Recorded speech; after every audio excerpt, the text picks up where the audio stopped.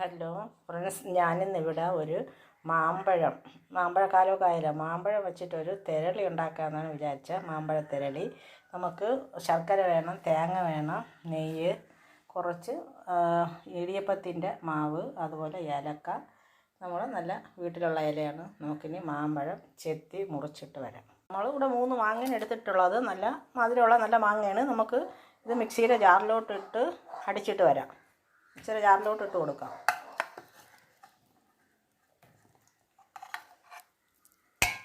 അതുപോലെ മിക്സിയുടെ ജാറിലോട്ടിട്ട് അടിച്ചിട്ട് മാങ്ങയിൽ അടിച്ചെടുത്തിട്ടുണ്ട്. 3 മാങ്ങയാണ്. നിങ്ങൾക്ക് എത്ര മാങ്ങ വേണമെങ്കിലും അടിക്കാം. നമുക്ക് കടായി വെച്ച് കൊടുത്തിട്ടുണ്ട്, ചീനിച്ചട്ടി. ഒരല്പം നെയ്യ്, ഒരു ശകലം മതി, ഒരുപാട് വേണ്ട. അരച്ച് വെച്ച മാങ്ങ ഇതിനകത്തോട്ട് ഒഴിച്ചു കൊടുക്കാം. നമുക്കിതൊന്ന് ഇളക്കി യോജിപ്പിച്ച് കൊടുക്കാം. നമുക്കിത് ഒരുപാട് ഇങ്ങനെ വരട്ടേണ്ട കാര്യമൊന്നുമില്ല. നമ്മൾ മാവ് ഇതിനകത്തിട്ടാണ് എടുക്കാം. നമുക്ക് ആവശ്യത്തിന് ശർക്കര ഇട്ട് കൊടുക്കാം. നമുക്ക് ആവശ്യത്തിന് ശർക്കര ഇട്ട് കൊടുക്കാം.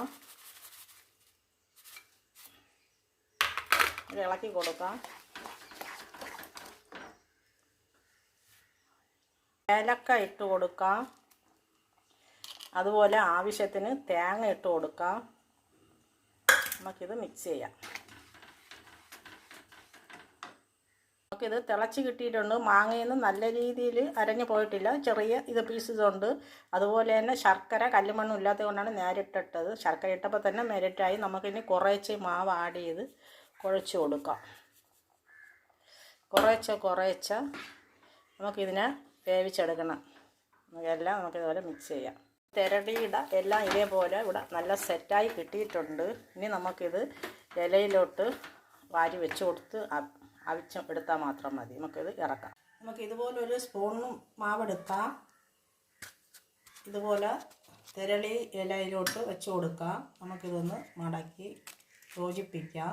ഇതേപോലെ നമ്മൾ ഇതുപോലെ എല്ലാം ചെയ്ത് ഇഡ്ഡലി കുട്ടത്തിനകത്തോട്ട് നമുക്ക് വെച്ച് കൊടുക്കാം.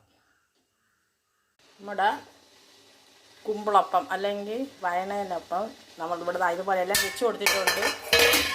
മാങ്ങ വെച്ചുള്ള തിരളിയാണ്. നമുക്ക് വെന്തിട്ടെടുക്കാം. നമ്മുടെ തിരളിയൊക്കെ ഇവിടെ വെന്ത് കിട്ടിയിട്ടുണ്ട്. നമുക്ക് പാത്രത്തിലോട്ട് മാറ്റാം. മാമ്പഴം തിരളി ഇവിടെ റെഡി ആയിട്ടുണ്ട്. അടിപൊളിയാണ്, നല്ല ടേസ്റ്റാണ്. വായിലിട്ടാൽ അലിഞ്ഞു പോകും. ഇത് നല്ല മയമാണ്. കണ്ട, ഇതിങ്ങനെ നല്ല പൂ പോലെയാണ് ഇരിക്കണം. പൂവെന്ന് പറഞ്ഞാൽ അടിപൊളിയാണ്. വായിലിട്ട് അലിഞ്ഞു പോകും. ഒരു പ്രാവശ്യം നിങ്ങളിത് ഉണ്ടാക്കി നോക്കണം. ആ മാങ്ങയുടെ ടേസ്റ്റ് അപാരമാണ്, പറഞ്ഞറിയിക്കാൻ വയ്യ. സൂപ്പറാണ്. നല്ല ഒരു പ്രാവശ്യമെങ്കിലും ഉണ്ടാക്കണം.